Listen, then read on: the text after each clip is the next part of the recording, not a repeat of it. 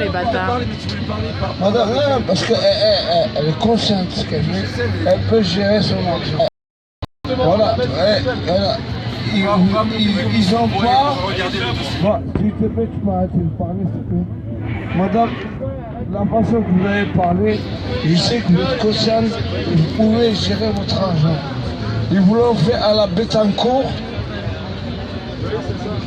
C'est un peu ça, non, madame? Un tuteur toutes les semaines, parce que j'ai connu ça avec des amis à moi. Toutes les semaines, on leur donne une certaine somme, et le jour où vous mourrez, ils vont aller cet argent, ils vont aller à l'État. Attendez, laisse-moi parler, arrête de parler. Et apparemment, c'est la commission France-Afrique, non? Bon, mais ferme ta gueule alors. S'il te plaît, je vais pas être méchant.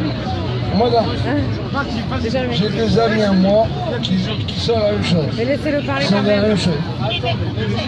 Laissez quand même le parler. La tutelle, voilà, là. Et... Mais non, c'est pas. Si vous avez de l'argent, on vous met sous tutelle. On a perdu. On vous met sous tutelle, on vous donne une certaine somme tous les mois. Ouais, je voilà. t'exprimer. Et en même temps, on n'a pas le temps de... Là, pour moi non plus, je parle. Mais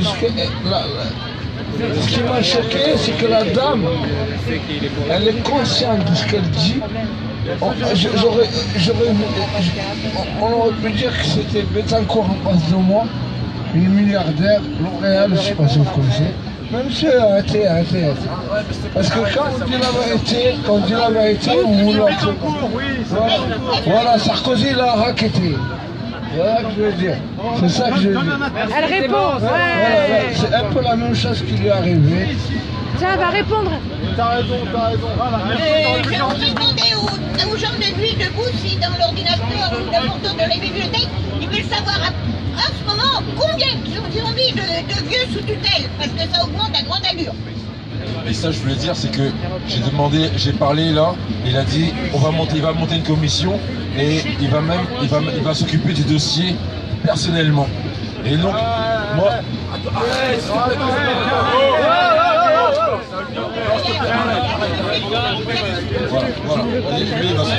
Et donc ce que je voulais dire, c'est que ne vous éteignez pas.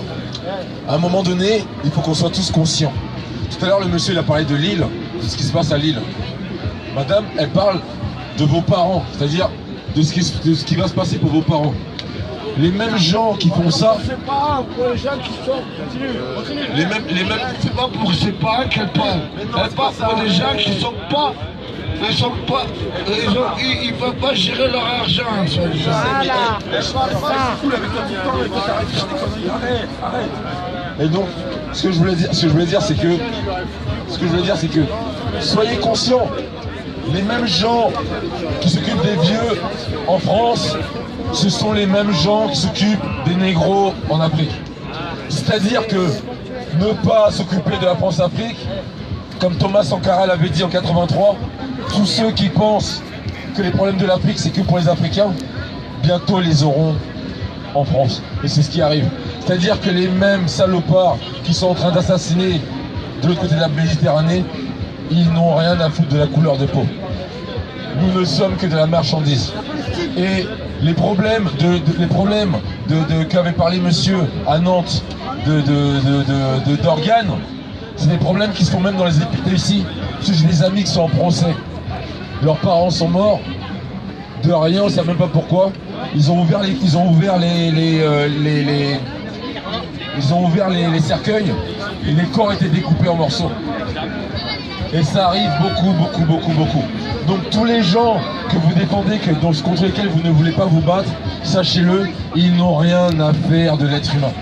Ils sont dans un autre système. Et ce que dit madame, tous ceux qui ont entendu ça, je vous dis à nuit debout, mettez-vous ensemble et gérez les problèmes des vieux, parce que ce sont vos problèmes demain.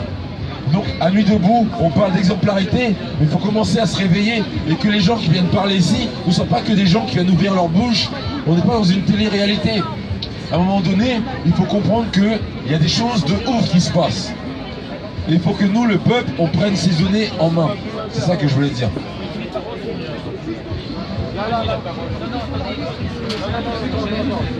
Bonjour, je m'appelle Mathieu. Ah, ça fait bizarre d'entendre sa voix. Donc je m'excuse par avance, je suis pas très à l'aise à l'oral. Je voulais juste rappeler quelques petits trucs qui pour moi me paraissent essentiels. Merde. Comme renverser sa bière par exemple. Ici, pour moi, c'est un essai démocratique. C'est une prise de pouvoir. En ce moment, il y a une action qui est en train de se passer à Grand Puy et il y a le périscope de Molo et de Vote Blanc qui sont en train de filmer. Allez voir Twitter, hashtag Nuit Debout Périscope et vous avez une action en direct, un blocage nocturne qui est en train de se faire assez important. On parle des flics, de l'État, Essayez de partager ce que je viens de dire. Des gens au-dessus de nous. Les principes démocratiques à la base, c'est que l'État c'est nous, la nation c'est nous, les flics c'est avec nos impôts qui sont payés. Donc on est en droit d'attendre une attitude de... Voilà, je trouve que le débat n'est pas très bien centré. On est dans une commission constitution. La constitution c'est quelque chose qui fonde le vivre ensemble. C'est ce qui fait qu'aujourd'hui on peut revendiquer la liberté d'expression, le droit à vivre en collectivité, à manifester, etc. Et on est, je pense, légitime pour porter une voix collective. Mais il faut penser collectif et arrêter de s'opposer les uns les autres. C'est-à-dire, je veux vexer personne, mais ni les flics, ni les citoyens. Les flics sont aussi des citoyens. Moi, perso... Ouais, mais je trouve que c'est important. On a l'impression qu'il y a plein de gens qui ont parlé de choses importantes.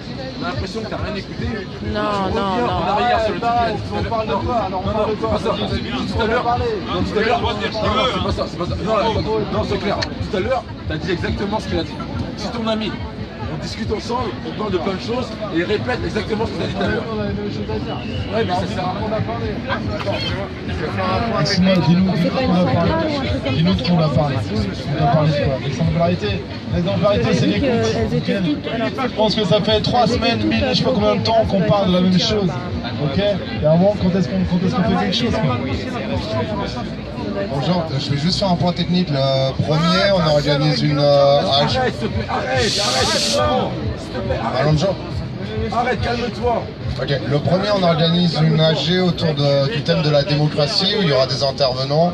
Et en fait, d'égal à égal avec ces intervenants, on vous demande à la commission En ce moment, il y a des périscopes sur Grand Puy, c'est une raffinerie totale. Donc il y a un soutien. On demande le premier, il y a une AG qui est organisée autour du thème de la démocratie où il y aura des intervenants, il y aura un philosophe slovène, il y aura peut-être Jacques Rancière.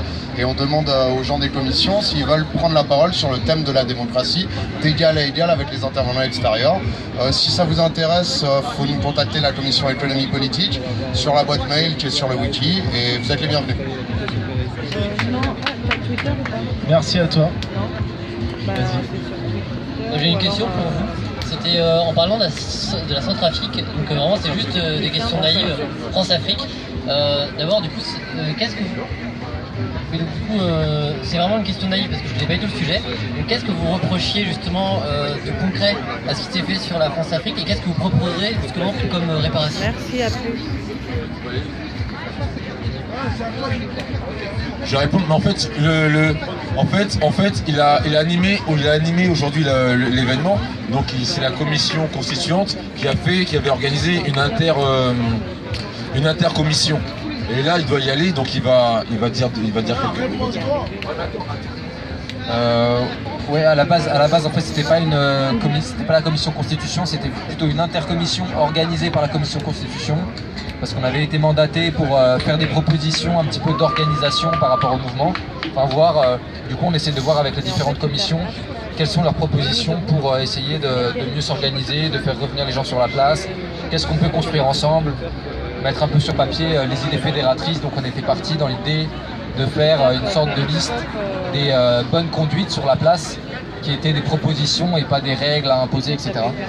Voilà, donc on a un petit peu progressivement dévié sur plein de sujets. Donc, mais non, mais c'était intéressant et voilà, on remettra ça sûrement une prochaine fois. Voilà. Bonne soirée à tous. Et pour répondre, en fait, c'était quoi ta question? Excuse-moi. C'est concrètement qu'est-ce que vous reprochiez des faits de la France en France-Afrique et qu'est-ce que vous exigez comme réparation? C'est pas les faits de la France en France-Afrique. Là, j'ai remarqué, tu as vu, tout à l'heure, il y a 2 policiers qui nous disaient de dire merci aux policiers. Et quand tu as posé ta question sur la France-Afrique, ils sont partis. Parce qu'en fait, c'est quelque chose qui dérange beaucoup la France. C'est-à-dire qu'on vous a dit que l'esclavage était terminé. C'est-à-dire qu'avant, il y avait l'esclavage, après, il y a eu la colonisation. Et aujourd'hui, il y a la nélocalisation. La nélocalisation, c'est le mélange entre l'esclavage et la colonisation. C'est-à-dire, lorsque vous prenez 15 pays de la France-Afrique, c'est-à-dire 15 pays du franc CFA, il faut savoir que 75% de l'économie de ces 15 pays sont bloqués à la Banque de France. Bloqués à Société Générale, bloqués à la BNP. C'est-à-dire que rien qu'à la Banque de France, il y a à peu près 20 000 milliards de francs CFA bloqués à la Banque de France qui fait des intérêts tous les jours. Une partie est bloquée à la Société Générale, une autre partie est bloquée à la BNP et qui font aussi des intérêts tous les jours et qui enrichissent la France. Et le reste de l'argent est encore dans des comptes de saison.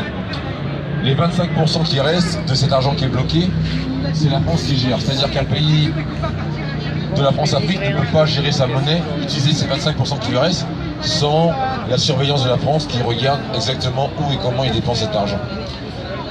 Et cette colonisation esclavagiste, puisque lorsqu'on peut pas gérer sa monnaie et qu'on travaille pour l'autre, c'est qu'on est esclave de l'autre, puisqu'on est soumis au travail forcé pour quelqu'un d'autre. Donc ça s'appelle de l'esclavage. Et lorsqu'un pays africain veut sortir de cette façon de faire, comme Laurent Gbagbo en Côte d'Ivoire, ben, la France fait des médias sur lui, il dit que c'est un dictateur. Lui fait la guerre pendant 10 ans et l'envoie à la CPI pour dire c'est un méchant et à sa place on met un mec qui travaille au FMI, donc qui est un franco-américain. C'est la fête là, oh là là. C'est la grosse fête. Et on aurait peut-être...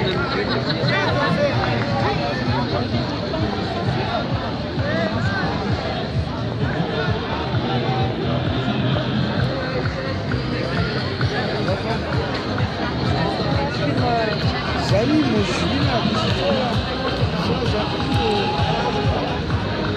Film en direct. Non mais là, il y a un ami que tu connais, je pense. Il va lui dire bonjour. Il est en direct, alors il y a des gens qui regardent et qui vont dire.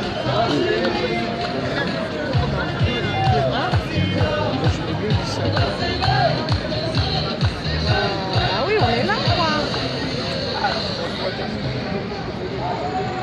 Je fais le caméra, là.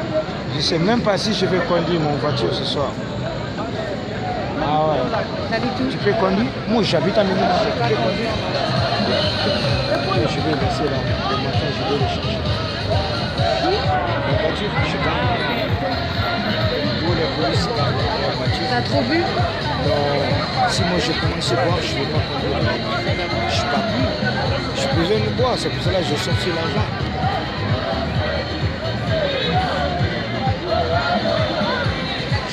Tu m'as dit que tu ne veux pas boire. Non, je peux pas. Bon bah messieurs, dames, je vais arrêter de filmer pour le moment. Non, il y a une banderole, je vais aller filmer. La banderole, non, c'est trop tard. Merci d'avoir suivi et à très bientôt s'il se passe quelque chose. Au revoir. J'étais dans mon truc, c'est pour ça.